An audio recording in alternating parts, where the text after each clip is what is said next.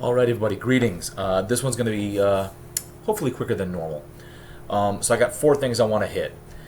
First things first, in no particular order, but I will try to keep them in order because that's all part of my OCD charm. Okay. So the first thing we got is, let's see, I got four things. I got Australia that I want to talk about, the school shooting, the whistleblower, and terrorist watch list. Yes, right. Okay, roger that. So, for many of us, depending on what sort of stuff you tune into, Australia's been getting a lot of news, at least on our side of the ocean, so to speak, right? I got a good buddy of mine that is from Australia, and he said, be careful with what you see and hear, and be careful with what you believe, because it's not necessarily getting over to us as accurately as it's happening over there. And just saying it like that, okay, I gotcha. I can wrap my head around that. I've been to Australia. They seem like a pretty decent country. I enjoyed the hell out of it. So, you know, the fact that our own media, whether it's right-leaning or left-leaning, you know, is really good at, you know, shaping and molding narratives to, you know, fit a purpose, why would it be so hard to believe that maybe the same thing's happening to Australia? So I'm going to reserve judgment until maybe I can get more actual facts, unbiased facts, on the things going on in Australia. I'm just going to leave it at that.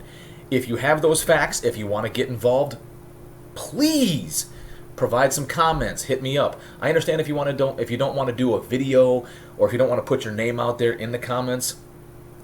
If you know me personally and you just want to get a hold of me privately, I understand completely. And I won't dime you out. I'll just say, hey, I was contacted. Here's what I heard. Blah blah blah. Okay. Next thing.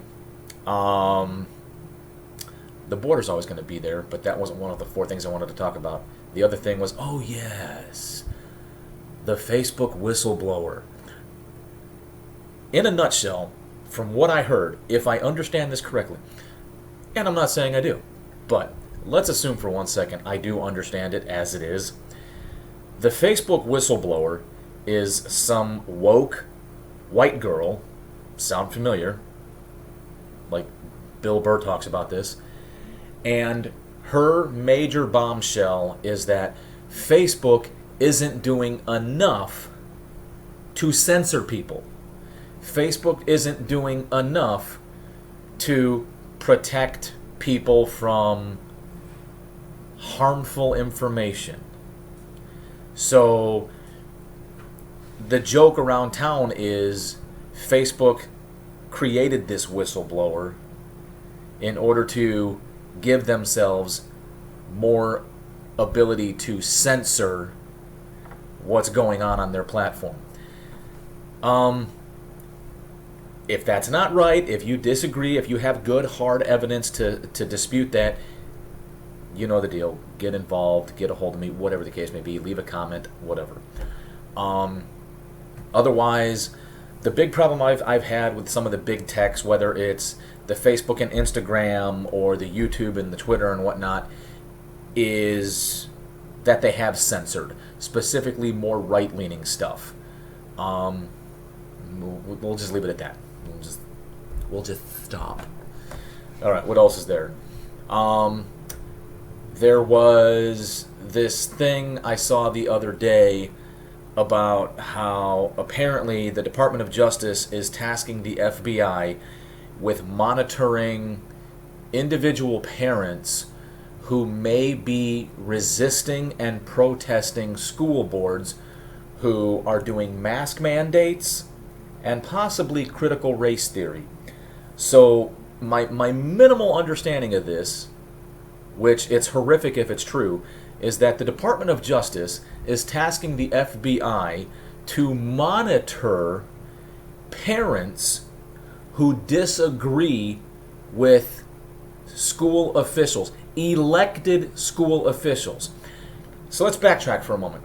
The whole concept and process of elected positions is that, hey, I choose you to represent me. I voted for you to represent me because I feel you were the best candidate to represent me. Therefore, you serve me. Okay? You're not some oligarch, you're not some monarch, you're not some whatever the hell it is. But I find that interesting in and of itself, as in like now the DOJ feels as though it's got to protect school boards. School boards? Okay. What I find fascinating is if there's any shred of evidence to back that up, if any of that is true, first and foremost, that's in my personal opinion, it's a tremendous overreach on many different parties' behalves. But more specifically, when I think of all the things that the Department of Justice and the FBI should be tasking their resources towards, considering moms and dads and legal guardians to be domestic terrorists because they don't want their kids being subjected to whatever they don't want their kids subjected to. Plain and simple. I find that laughable, as well as I find that extremely disturbing. But of course, if you've got more information, if you've got evidence, or if you disagree, get involved. Let's talk about it. And then lastly, the school shooting in Texas. The alleged suspect is a young black teenage male who's 18, which technically makes him a legal adult. I only caught a snippet, and I'm speaking from what I would say is an extremely uneducated position as far as I don't know everything about this. What I claim to know is this: young black teenage boy from Texas may or may not have been jumped, may or may not have been bullied, was in an altercation. Whether he was being jumped, whether he was the victim, at some point he either went and retrieved a gun from a vehicle maybe, or he already had a gun on his persons. And I've heard in some cases he was attempting to defend himself. I am terribly interested to find out what the actual facts of this case are, because if in fact this is a young man, and I don't care about his skin color, okay? What I care about is how his skin color might be used to serve a narrative. What I'm concerned with, and what I'm more interested in, is whether or not this was a young man who was being bullied by bullies, and he had reached his culminating point where he thought the only means to defend himself was to somehow bring a firearm with him to school. Whether it was in the car, whether it was in his locker, whether it was in his bag, he felt the need to have a firearm on him. I would like to learn more about this. I find it interesting that that may be the case, because anything different starts to paint different pictures. But I'm waiting for information to unfold on that. I think right before my wife got home, I think I was catching a video clip of the young man in question being beaten on by another teenage boy. They both happen to be black, which I'm also interested to see how this plays out, because if it's person on color versus person on color, assuming that I'm clear, I'm transparent, but whatever the case may be, if it's basically black on black crime, I'm interested to see what certain news outlets do with that information, and how they twist this, how they shape the context of this. But in any case, whether you think this might go racial, whether you think this might go in a different direction, whether you know anything more about it, was he bullied, was he a victim, was he trying to defend himself, get involved. Because I think the smartest thing we can do is have discussions, and instead of speculating, we need to discuss facts, all right, so that we can try to make educated assumptions and educated decisions. Because if this is the kind of stuff we use to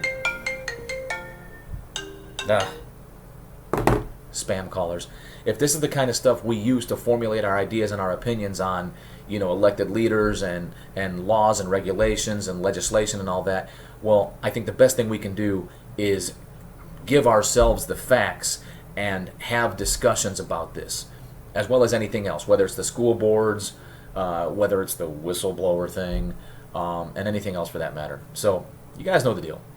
Get involved, leave a comment, For the YouTube, hit like, hit dislike, hit the bell, hit subscribe. Don't care.